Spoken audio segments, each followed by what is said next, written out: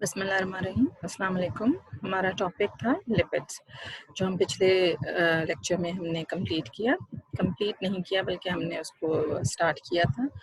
अब हम उसके नेक्स्ट उस पे आते हैं फिक्स्ड ऑयल पे। लेकिन उससे पहले मैं थोड़ा सा रिपीट करना चाहूँगी classification of lipids. Simple, compound और ड्राइव्ड लिपिड्स में लिपिड्स को क्लासिफाई किया जाता है। सिंपल भी मज़ीद ट्राइग्लिसराइड्स और वैक्सेस में जो है उसको क्लासिफाई किया जाता है। ट्राइग्लिसराइड्स के अंदर ऑयल्स और फैट्स आते हैं। ऑयल्स में मोस्टली वेजिटेबल ऑयल्स और एनिमल ऑयल्स, जबकि फैट्स में कोकोनट, पाम, शिया बटर ये सब आते हैं। ठीक है। वैक्सेस में बीज वैक्स, जोजोबा, लैनोलिन और स्पर्मिसिटी। इसकी हम बीज वैक्सेस हम ऑल टुगेदर अलग से दोबारा करेंगे। फिर आते हैं कंपाउंड लिपिड्स। कंपाउंड लिपिड्स की मज़ीद क्लासिफिकेशन है फॉस्फोलिपिड्स, स्फिंगोलिपिड्स, ग्लाइकोलिपिड्स एंड सल्फोलिपिड्स। इनकी एग्जांपल्स गिवन है ये। इसको अगर आप चार्ट पे अपने लिए दोबारा से बना लेंगे तो it will be more easier for you to remember. Then फिर ड्राइव लिपिड्स आते हैं। ड्राइव लिपिड्स जो है उसमें स्टेरॉइड्स आते हैं, फैट सोल्युबल विटामिन्स आते हैं और प्रोस्टाग्लैंडिन्स आते हैं। स्टेरॉइड्स में स्टेरोल्स और स्टेरोल ईस्टर्स इसकी एग्जांपल है। Bile acids भी इसकी एग्जांपल है। फैट्स में A, D, E and K। Prostaglandins as you know, PGs जो सारे हैं प्रोस्टाग्लैंडिन्स में आते हैं। लिपिड्स की एक दफ़ा और हम कर लेंगे। लिपिड्स क्या है? The term lipid is a generic name for a group of natural products that includes the fixed oils and fats, both of which are esters of fatty acids with glycerol.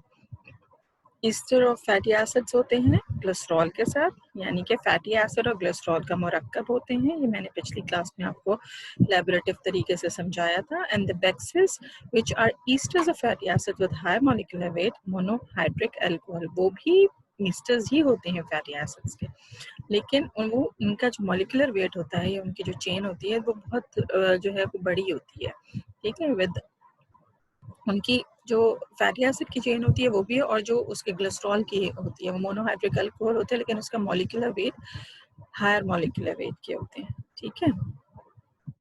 Some properties of fixed oils: they are non-irritant, odorless, tasteless, non-volatile, insoluble in water and soluble in organic solvent, produce greasy marks on paper upon heating strongly, undergo decomposition upon hydrolysis, yield glycerol and fatty acid.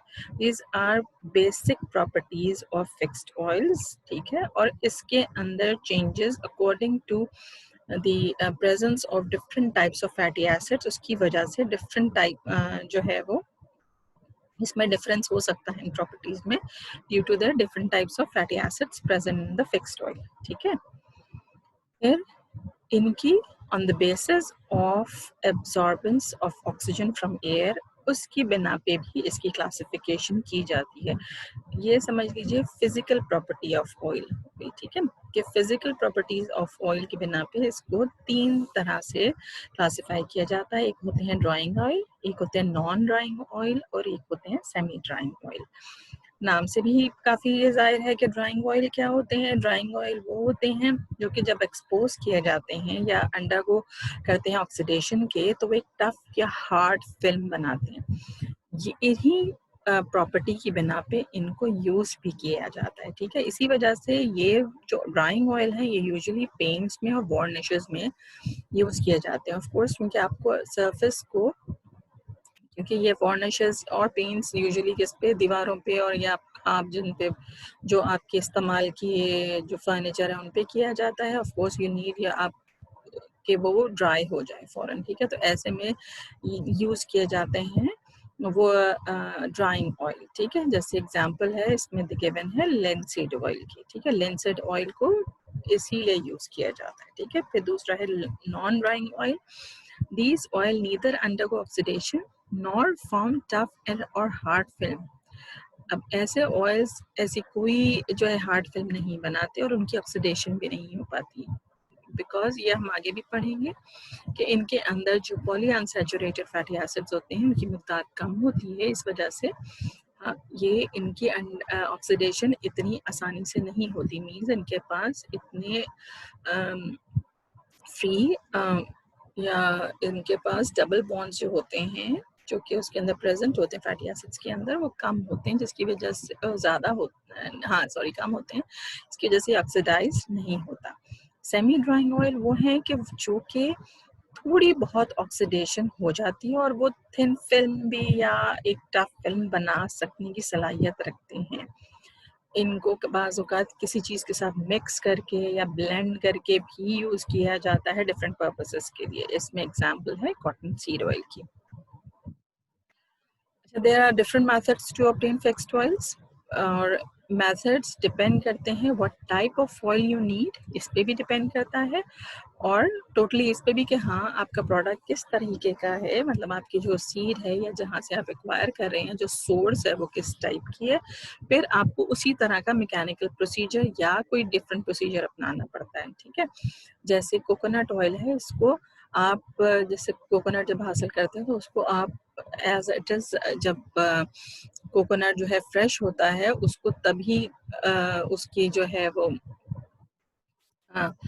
उसका process start कर दिया जाता है और वो virgin coconut oil कहलाता है। लेकिन आम तौर पे जैसे कि मार्केट में प्रोडक्ट जो होती है उसको जो है खोपरा बना के, यानी कि जब जो फ्रूट है उसका कोकोनट का, उसको ड्राई करके और फिर उसके अंदर से ऑयल स्क्वीज किया जाता है, वो डिफरेंट टाइप का ऑयल होता है। और इन दोनों ऑयल्स की प्रॉपर्टीज डिफरेंट होती हैं, प्रॉपर्टीज भी, यूजेस भी, और इसकी मतलब इसकी अफादियत भी सब डिफरेंट होती हैं। ठीक है, some are obtained through direct compression, कुछ फिक्स्ड ऑयल्स डायरेक्ट कंप्रेशन से हासिल किए जाते हैं, मींस कि डायरेक्टली उनको कंप्रेस कर दिया जाता है, उसके साथ कोई और मेथड नहीं होता, मींस कि ना उसको पहले से जो है वो ड्राइंग की जाती है, ना कुछ और किया जाता है, बल्कि सीड लेकर उसको डायरेक्टली कंप्रेस कर दिया, कंप्रेशन मशीन में डाल देते हैं और वो कंप्रेस होकर ऑयल दे देता है।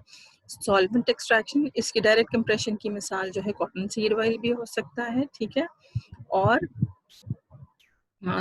कॉटन सीड ऑयल और ऑलिव ऑयल भी डायरेक्ट कंप्रेशन से भी हासिल होता है। ठीक है, सॉल्वेंट एक्सट्रैक्शन मींस कि कोई सम सॉल्वेंट आपने यूज़ किया।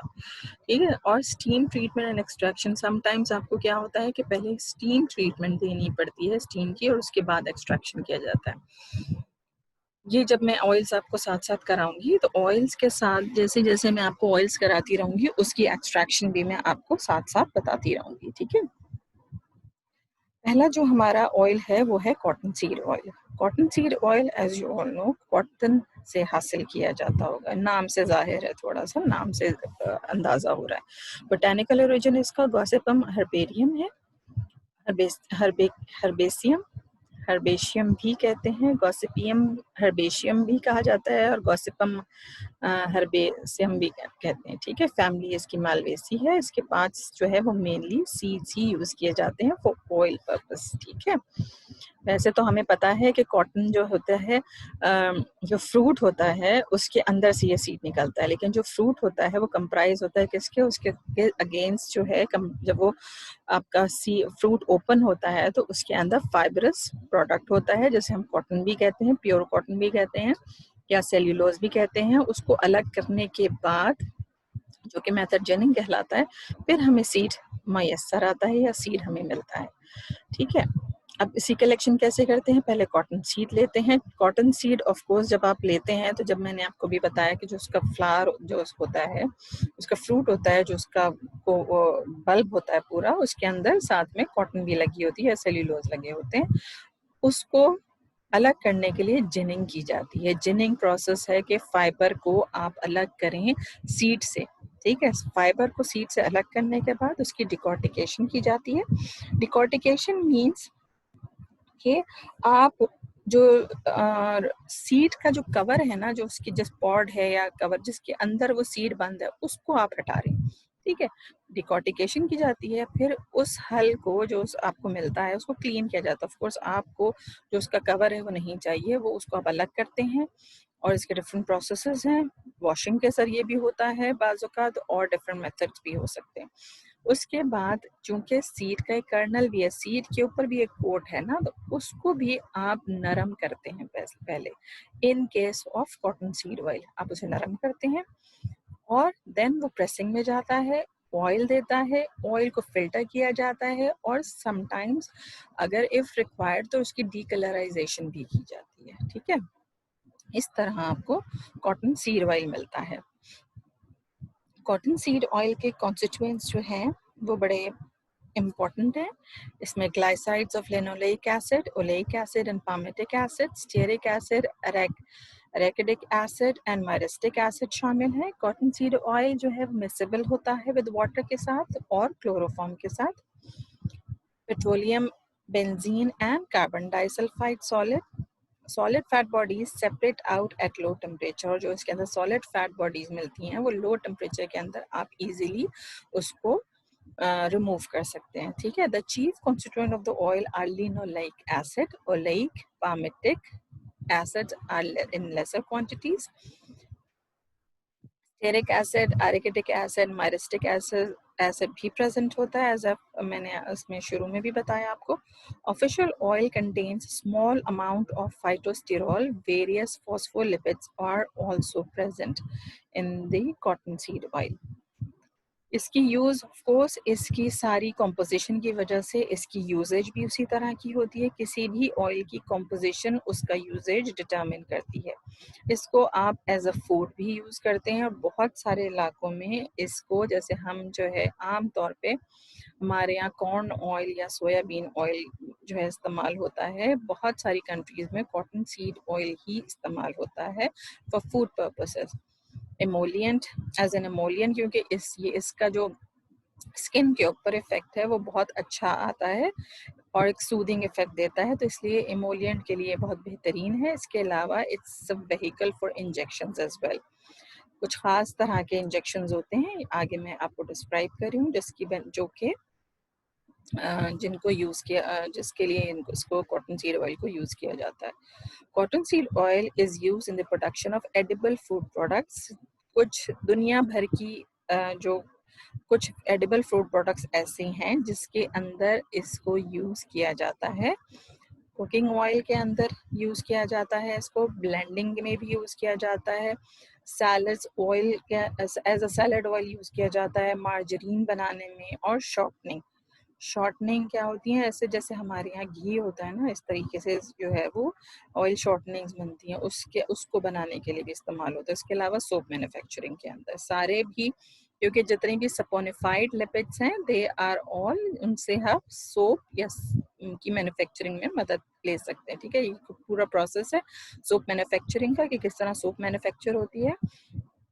में कॉर्न ऑयल भी यूज होता है। Cotton seed oil, because it is relatively inexpensive as considerable as other use, क्योंकि relatively inexpensive होता है तो इसको एमोलियंट के तौर पे फार्मास्यूटिकल प्रिपरेशंस में यूज़ किया जाता है, पर्टिकुलरली इन लिनेमेंट्स में, और हैंड क्रीम्स जो बनाई जाती हैं उसके अंदर यूज़ किया जाता है मोस्टली।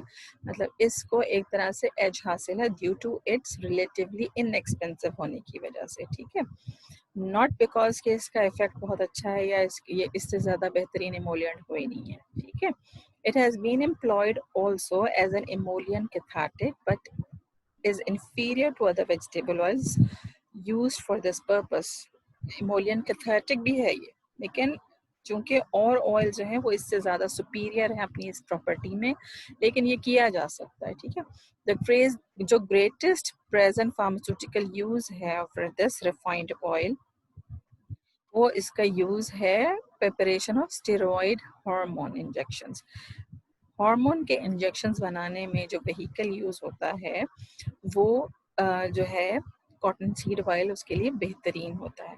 अच्छा, ये जो स्टेरॉयडल हार्मोन्स हैं इनके ऊपर काफ़ी स्टडी हुई लेटर, और उसमें भी क्योंकि आपको पता है एक चीज़ मार्केट हो जाती है उसके बाद उसके ट्रायल्स तो चलते रहते हैं, तो जब वो ट्रायल्स चलते रहते हैं उसके अंदर कुछ ड्रॉबैक्स भी आते हैं, क्योंकि बिकॉज वो इस वजह से आते हैं क्योंकि बहुत सारे लोगों को, I mean if you talking about 100% on whom you are using that medicine, so of course not all the 100% will respond 100% to use, कुछ ना कुछ आगे पीछे, क्योंकि हर किसी की मेक उसकी जिस्मानी सेहत, उसकी एलर्जीज सब इन्वॉल्व होती हैं ना किसी भी प्रोडक्ट की जो है कामयाबी के लिए। तो उसमें इस तरह के इश्यूज भी आते हैं। तो इसीलिए जब स्टेरॉयडल हार्मोन्स हैं, इसमें भी जब बनाए गए थे, ऑफ कोर्स देखो एक चीज़ प्रिपरेशन होती है कि आपकी प्रोडक्ट अच्छी प्रिपेयर हो जाए, स्टेबल हो जाए, उसके लिए तो ये बहुत अच्छा साबित हुआ। लेकिन देयर वर स्टडीज जिसमें कि स्टेरॉयडल हार्मोन्स जब कॉटन सीड ऑयल से बनाए गए, तो कुछ पेशेंट्स को एलर्जिक रिएक्शंस भी हुए, जिसकी बिना पे इस पे मजीद स्टडी अभी भी जारी है। ठीक है, नेक्स्ट इज टॉक्सिसिटी। टॉक्सिसिटी बहुत इम्पॉर्टेंट है, हमें हर वक्त जहन में ये रखना चाहिए कि अगर हम किसी चीज़ का, किसी भी हर्बल प्रोडक्ट का ज्यादती से इस्तेमाल कर रहे हैं, तो उसके अंदर टॉक्सिसिटी भी प्रोड्यूस हो सकती है। There is no such thing कि अगर if this is herbal, this is natural, तो इसके साइड इफेक्ट्स या टॉक्सिसिटी नहीं होगी। ये हर वक्त हमको जहन में रखना चाहिए। टॉक्सिसिटी बिल्कुल हो सकती है, और कॉटन सीड ऑयल की भी होती है। This occur due to intravenous administration of cotton seed oil emulsion. ये इंट्रावीनस एडमिनिस्ट्रेशन जब की जाती है, तब ऑयल जो इमल्शन बनाया जाता है इसके साथ, उसमें भी होती हैं यूजुअली। और ये मैंने भी आपको कहा कि इसकी मजीद जो है इसके ऊपर काम हो रहा है, इस रिसर्च हो रहा है, ऑनगोइंग रिसर्च है। एक्यूट टॉक्सिसिटी अगर हो तो उसके सिम्टम्स क्या क्या होंगे? फीवर, पेन इन बैक और chest, nausea, vomiting, headache, tachycardia और डिजीनेस। ये इसके एक्यूट सिम्टम्स हैं कि अगर आपने किसी को लगाया है तो एक्यूटली अगर किसी को ये सिम्टम्स आते हैं तो उनमें ये सारे सिम्टम्स मौजूद होते हैं। ठीक है, नेक्स्ट, अगर वो कोई इसको क्रॉनिक, आप कहें क्रॉनिक टॉक्सिसिटी के जो सिम्टम्स हैं वो क्या है? जीआई ब्लीडिंग हो सकती है if you are continuously, somebody is continuously using it, और वो उसको उस तरह के जो एक्यूट सिम्टम्स हैं वो या तो अब हो नहीं रहे या इग्नोर हो गए, तो उसके बाद वो क्या हो सकता है? जीआई ब्लीडिंग भी हो सकती है, माइल्ड एनीमिया भी हो सकता है, और डिफेक्ट्स इन ब्लड क्लॉटिंग भी हो सकती है। ठीक है, नेक्स्ट हमारा जो ऑयल है वो है कैस्टर ऑयल। कैस्टर ऑयल का जो बोटानिकल ओरिजिन है वो रिकनस कम्यूनस है। अरंड, हमने अरंडी का तेल या अरंड भी कहते हैं इसको। ठीक है, family euphorbiaceae plants parts use, इसके सीड्स ही यूज होते हैं। Constituent glycerides of ricinoleic acid, oleic acid, linoleic and stearic acid. इसको कलेक्शन कैसे किया जाता है? क्योंकि इसके साथ ये आप इस पे सीड भी इसके नज़र आ रहे हैं। ठीक है, इसके सीड के साथ ऐसे कोई फाइबर्स अटैच नहीं है, तो इसको हम खाली क्या करते हैं? डिकॉर्टिकेशन करते हैं इसकी पहले ही। मीन्स कि जो इसका कवर है ना, ये जो जिसके पॉट के अंदर ये है, इसको रिमूव किया जाता है। ठीक है, तो मैकेनिकल मीन्स, और अंदर से ये जो सीड है उसको हासिल किया जाता है, उसको कर्नल कहते हैं। अब उसको, और जो टेस्टा यानी आउटर कवरिंग उसकी लेयर है, उसको सीव किया जाता है, फिर उसको कंप्रेस किया जाता है ऐसे कि कर्नल अलग हो जाए, उसका अंदर का पार्ट अलग हो जाए, और ऊपर का जो टेस्टा है वो अलग हो जाए। ठीक है, अब उसमें दो तरीके से इसकी एक्सट्रैक्शन की जाती है। एक हाइड्रोलिक प्रेशर लगाया जाता है, दूसरी सॉल्वेंट एक्सट्रैक्शन की जाती है। प्रेशर लगा के इसको कोल्ड प्रेस ऑयल कहते हैं, जो कि ज़्यादा हाई ग्रेड कहलाता है, जबकि सॉल्वेंट एक्सट्रैक्शन से जो हासिल किया जाता है उसे लो ग्रेड ऑयल कहते हैं। इसकी बड़ी रीजंस हैं। मोस्टली यूजुअली जो अच्छे ऑयल्स हैं, और जो ऐसे ऑयल्स जो कि हीट से जिन जो डिटोरिएट हो सकते हैं, वो सारे कोल्ड प्रेस से हासिल किए जाते हैं। कोल्ड प्रेस लोअर टेम्परेचर पे होती है, और इसकी उससे जो ऑयल हासिल होता है वो हाई ग्रेड का होता है यूजुअली। ठीक है, ताकि डिग्रेडेशन उसमें कम से कम होती है। ठीक है, यूजेस इसके क्या है?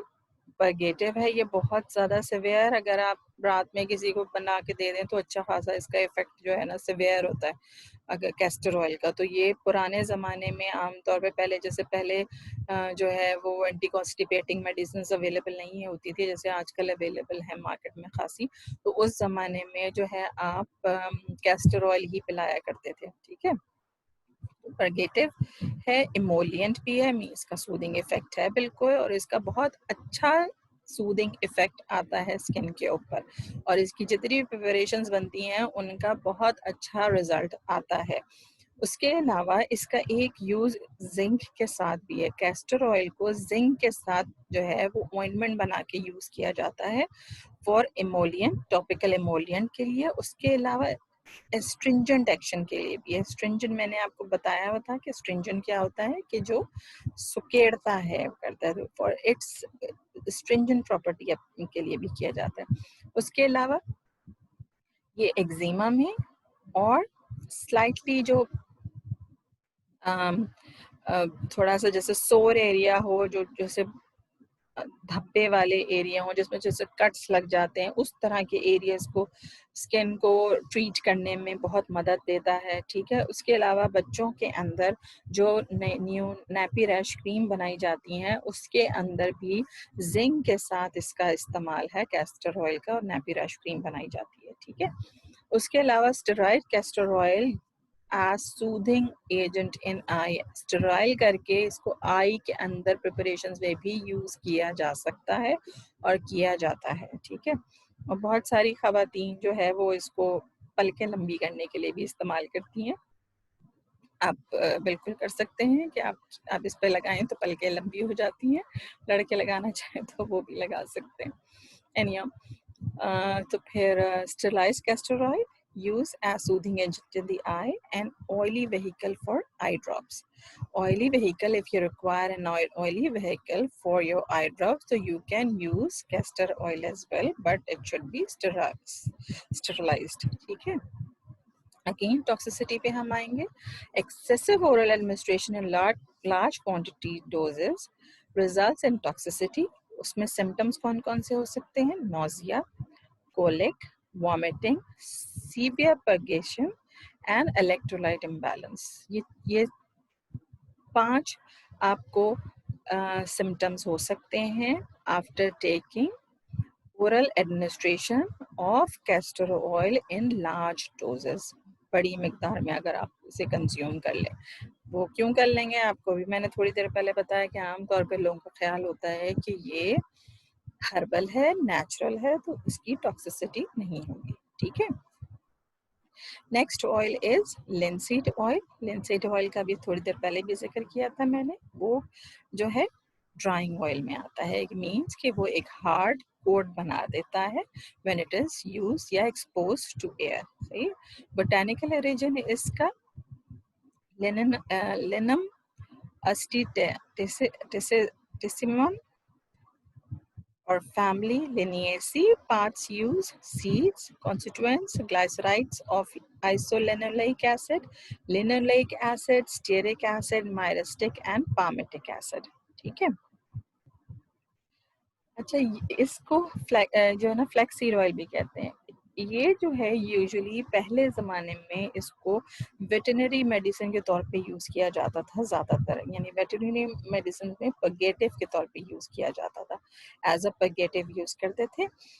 लेकिन और इसकी और यूजेस भी थी, क्योंकि इसकी पॉलीमर फॉर्मिंग प्रॉपर्टी होती है, लिंसीड ऑयल की पॉलीमर फॉर्मिंग प्रॉपर्टी होती है, और इस प्रॉपर्टी की बिना पे इसको ब्लेंड किया जाता था रेजन्स के साथ और अदर सॉल्वेंट्स के साथ, ताकि जो फिनिश आपकी जो वार्निश फिनिश है या वुड फिनिश है वो बहुत बेहतरीन आ सके, और वो आती है अगर इसको रेजन्स के साथ या अदर ऐसे सॉल्वेंट्स के साथ जो कि आप रिक्वायर्ड है फॉर वुड फिनिशिंग के लिए उसके साथ यूज करते हैं, तो उसको इसके साथ ही बहुत बेहतर रिजल्ट आता है। बिकॉज ये जैसे लकड़ी होती है ना, इसके ऊपर डिफरेंट, यानी ऑफ कोर्स लकड़ी बिल्कुल स्मूथ नहीं होती, फाइन, उसमें कहीं बहुत सुराख या कुछ आगे पीछे हो सकते हैं, तो ऐसे में लिंसीड ऑयल को यूज किया जाता है, वो उनको फिल करने में बहुत जो है वो कारआमद साबित होता है। ठीक है, इसके अलावा as a pigment binder in oil paints, अगर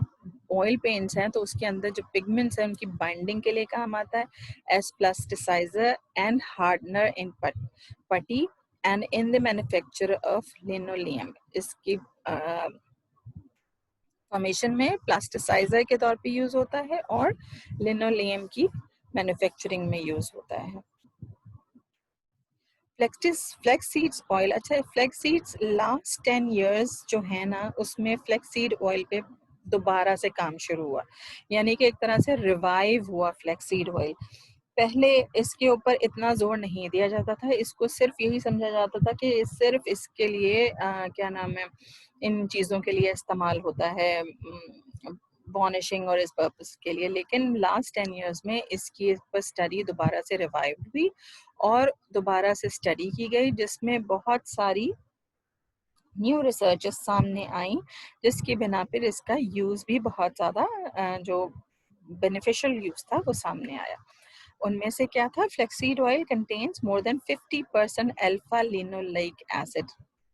फ्लैक्सीड के अंदर 50% अल्फा लिनोलेइक एसिड होता है, वो जो कि one of the 2 essential fatty acids हैं जो कि रिक्वायर्ड होते हैं बॉडी को, क्योंकि बॉडी उनको खुद से बना नहीं सकती, ठीक है, तो उसको यकीनन इंजेस्ट किया जाता है, ठीक है, ये हमको इंजेक्शन करने पड़ते हैं। अल्फा लिनोलेइक एसिड को आप ओमेगा 3 भी या N3 पॉलीअनसैचुरेटेड फैटी एसिड भी कहते हैं। The other essential fatty acid is linoleic acid, which is omega 6 or N6 fatty acid. The modern western diet contains, अगर आप जो है वेस्टर्न डाइट के हवाले से बात करें तो उसके अंदर ओमेगा 6 फैटी एसिड्स की जो रेशो था वो बहुत ज़्यादा था, यानी इस तरह का रेशो था, समझें आपके 20 to 30 अगर परसेंट है तो उसका रेशो 1:1 के साथ था। इस तरह से मॉडर्न वेस्टर्न डाइट के अंदर यूज़ किया जाता रहा है ओमेगा 6 फैटी एसिड, जबकि इसको बैलेंस्ड होना चाहिए, इसको इक्वल प्रोपोर्शन में होना चाहिए। ओमेगा 3 फैटी एसिड जो है वो प्रिकर्सर है इकिनोसेनोइड्स का, जैसे कि जो कि कौन होते हैं, प्रोस्टाग्लैंडिन्स, थ्रोम्बोक्सिन, ल्यूकोट्राइन्स, इन सब का प्रिकर्सर है ओमेगा 3। तो ओमेगा 3 कितना इम्पोर्टेंट है, क्योंकि आप इसको खुद से नहीं ले सकते, बल्कि इसको आपको खुद नहीं बना सकते, तो आपको इंजेस्ट करना है इसको, तो ऐसी चीज़ें आपको लेनी चाहिए। पर लिनसीड ऑयल, ये ये जो फ्लैक्सीड ऑयल है, इसका इस्तेमाल भी आपको बहुत एहतियात से करना है, बिकॉज इसका ब्लड प्रेशर के ऊपर डायरेक्ट एक्शन होता है। There were studies